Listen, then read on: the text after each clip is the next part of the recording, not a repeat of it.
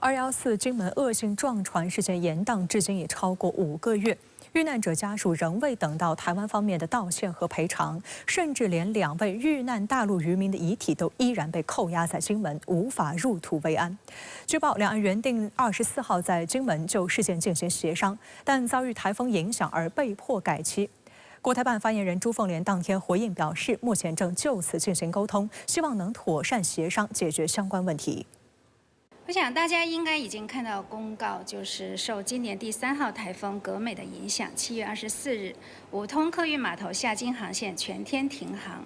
我们希望就此呢保持沟通，妥善解决相关的事宜。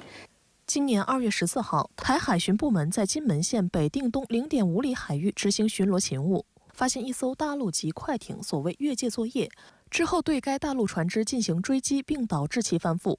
事故导致船上4人落海，后被全数救起，其中2人生还，另2人送医抢救后不治。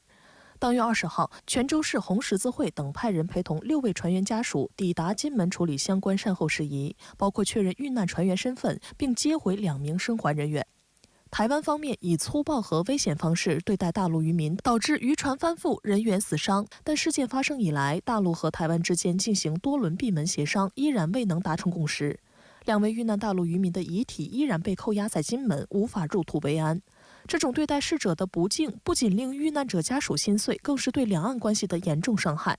国台办连月以来多次强调，214恶性撞船事件善后迟迟未能得到解决，根本原因是民进党当局相关部门出尔反尔，推卸责任，给善后协商设置障碍。台湾有关方面只有正视问题，满足家属要求真相、道歉、纠责、赔偿等合理诉求，事件才能得到妥善解决。台湾方面陆委会23号发声明指，有关214金门事件，双方商定于24号在金门后续讨论。据台湾中时新闻网报道，此次协商原本预定将遇难者遗体和船只送回大陆，大陆原定派海协会有关人士参加，双方将签署一份协议，包含事件原委描述、赔偿金额、道歉方式等。据报道，台湾方面陆委会副主委梁文杰也已经到达金门。有台媒记者在24号的国台办记者会就此询问，这是否算两岸官方初步恢复谈判？只要承认一个中国原则，回到9·2共识的政治基础上来，两岸对话交往才不存在障碍。214金门恶性撞船事件发生后，中国海警局新闻发言人表示，福建海警局将加强海上执法力量，在下金海域开展常态化执法巡查行动，进一步维护有关海域作业秩序，维护渔民生命财产安全。此后，福建海警多次组织舰艇编队在金门附近海域开展执法巡查。巡查期间，海警舰艇采取编队航行、识别查证、警戒护渔、喊话警告等措施，加强重点海域执法巡查。近日，有个别岛内媒体报道称，大陆海警所谓双标执法，威胁、恐吓并驱赶台湾渔船，对大陆3无渔船却视而不见。朱凤莲强调，有关报道完全歪曲事实，别有用心。目前呢，正处于伏季休渔期，海警部门依法执法，维护相关海域渔业生产安全、海洋渔业资源和生态环境。事实上，真正挑动两岸对立、破坏两岸民间交流的，正是民进党当局。台湾赴大陆旅游禁团令6月生效，中国国民党及民众党本月16号提议解除组团赴大陆观光之限制，并优先开放大陆观光客寻小三通、赴金马棚等外岛旅游观光。蓝白联手以60票赞成碾压绿营48票反对，台立法机构通过此项决议，这原本给了因阻碍岛内民众组团赴大陆旅游而不得人心的民进党一个台阶下。但陆委会回应称，尊重决议却不遵守，妄图将禁团令存在障碍的责任甩锅给大陆。近期，岛内民意代表机构通过了解除禁团令的相关决议，但民进党当局仍然推卸责任，妄图继续给两岸交流制造障碍，甚至将台湾旅游业和期盼赴大陆旅游的普通民众当成人质要挟大陆，开出解禁条件，激起舆论批评。国台办发言人朱凤莲在答深圳卫视记者提问时表示，民进党当局罔顾民意和岛内业界诉求，迟迟不解除禁团令，是在粗暴剥夺台湾民众的正当权益，严重侵害台湾旅游业界的利益。上月，大陆方面发布依法惩治台独顽固分子的司法文件，并清晰阐明，针对的是极少数涉毒言行恶劣、谋独活动猖獗的台独顽固分子，不针对不涉及广大台湾同胞。但民进党当局恶意炒作，故意将广大台湾民众与台独顽固分子混为一谈。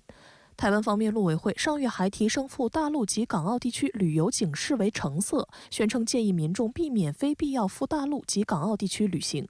深圳卫视注意到，岛内知名网络博主韩国人本月13号发布了一段在桃园机场搭机到上海候机时被陆委会人员征询填写相关信息的视频。这是陆委会的，对，我们是陆委会来做宣导。好。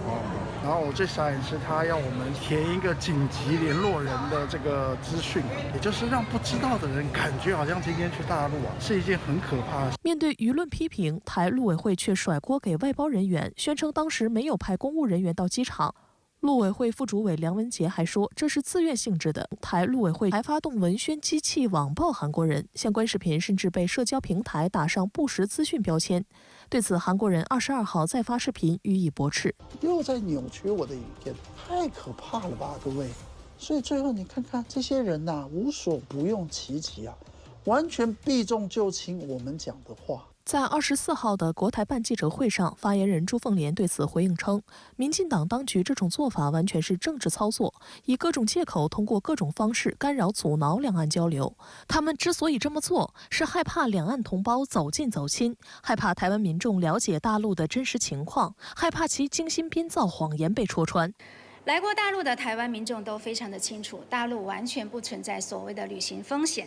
民进党当局恐吓民众的伎俩是唬不了人，也拦不住人，只会加大民众对绿色恐怖的反感和反对。实际上，岛内民众赴大陆旅游热情持续高涨。据台交通主管部门统计，今年1月起今，台湾赴大陆旅游观光的人数已超过100万。本月中旬举行的2024海峡两岸台北夏季旅展，吸引大陆12个省份的文化和旅游部门及企业共155人参展，4天吸引28.2万人次进场。台湾《中国时报》报道中提到，许多民众对大陆旅游很有兴趣，不少人直接向大陆方面参展人员询问当地旅行社联系方式，你抵达后才报团。还有岛内旅游业界人士表示，尽管民进党当局近日提升民众赴大陆旅游警示至橙色灯号，但桃园机场、松山机场暑期以来，每天飞大陆的航班都是客满状态。退出竞选连任后的拜登承受的压力丝毫未减轻。当地时间7月23号，因感染新冠，在家里自我隔离了1周后，拜登首次出现在公众视野。虽然美国媒体形容拜登看上去比以前更好，但围绕他的健康问题，包括特朗普、万斯在内的共和党人迅速发起政治攻势，要求拜登立即辞职。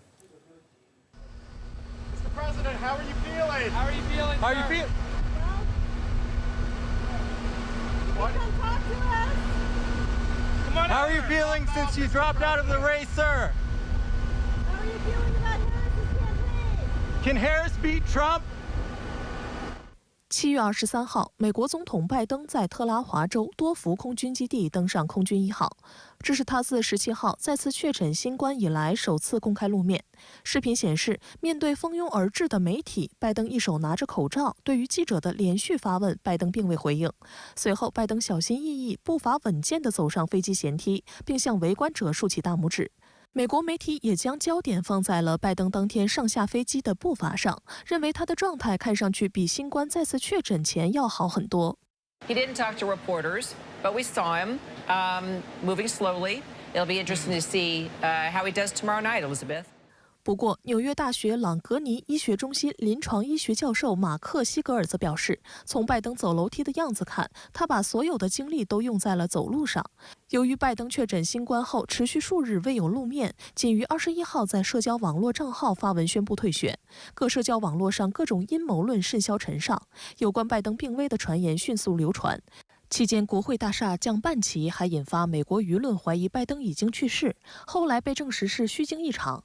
国会大厦是为上周去世的一位资深议员降半旗致哀。按照惯例，拜登的私人医生凯文·奥康纳在拜登复工之前公布了有关其健康状况的说明。他表示，拜登最近一次新冠病毒检测结果为阴性，轻微症状已经几乎完全消失。但凯文·奥康纳的说法无法打消外界的疑虑。期间有美国媒体再次炒作，自去年夏天以来，一名阿尔兹海默症顶级专家8次进入白宫的消息。Is anyone in the White House hiding information about the president's health? Is he disabled? What, is the president disabled? No. Does President Biden have Alzheimer's? Any form of dementia? It's a no. 根据日程安排，当地时间24号晚，拜登将在白宫椭圆办公室发表全国讲话，主题是其退选后的安排。I've got 6 months left in my presidency. I'm determined to get as much done as I possibly can, both foreign policy and domestic policy. 事实上，拜登年迈的身体状况长期以来都成为外界关注的焦点，也成为共和党主要的攻击目标。无论是在飞机舷梯上摔倒后爬起又摔倒，在演讲后重重摔倒在地，以及在重要场合的严重口误。Ladies and gentlemen, President Putin. President Putin. We're going to beat President Putin.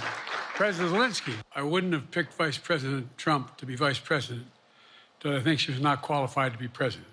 美国媒体分析指出，抛开此前与特朗普的首场辩论中的灾难级表现，以及后来的特朗普遭枪击事件外，拜登的健康问题才是导致他被民主党内部逼宫的最大原因。而24号这场全球瞩目的记者会上，拜登除了答疑解惑，更重要的是其能否对外展现健康状况能够支撑其继续执政。那么首先呢，他还是要想办法跟其他总统一样，留下他的个人的这个政治的遗产。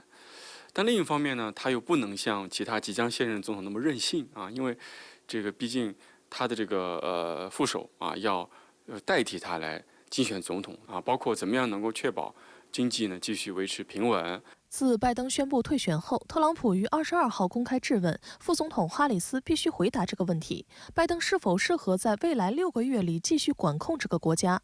与此同时，其他共和党人也迅速发起猛烈攻势，强烈要求拜登立即辞职。I think that moves away, especially next week. You probably don't talk about him. People will start thinking about him differently. And the main focus of Joe Biden was what I've talked about for the last year.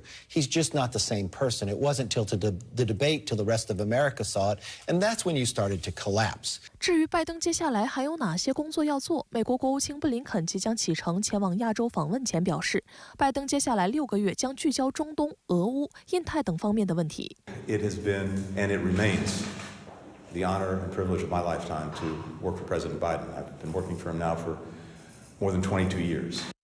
拜登预计当地时间25号在白宫会见到访的以色列总理内塔尼亚胡。这次会谈将是拜登宣布退选后首次与外国领导人会面。此外，副总统哈里斯也将单独与内塔尼亚胡会面。另据路透社报道，特朗普于23号在其自创的社交平台真相社交上预告称，他将于26号在佛罗里达州会见内塔尼亚胡。此前，特朗普还以总统姿态与乌克兰总统泽连斯基通过电话。在整个共和党全国代表大会期间，包括特朗普的演讲，都传递出一种他好像已经胜券在握的这样一个印象。所以呢，确实美国的盟友接下来就要思考特朗普在安全上会不会背弃他的盟友。